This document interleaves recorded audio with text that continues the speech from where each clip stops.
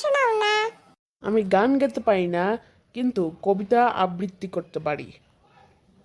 আচ্ছা তাই শোনাও। আতা গাছে তাতা পাখি ডালিম গাছে মৌ, এতটা কি তবু কথা কও না কেন বউ? এটা তো আমার কবিতা। এই জিসান, তুই বড়দের মধ্যে আসিস কেন? বলো তো আমার নাম কি? জিসান।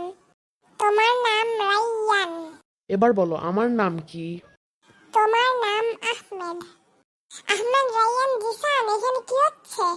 আমরা এখানে পড়াশোনা নিয়ে আলাপ করছিলাম। না বুবু, এটা মিথ্যা কথা।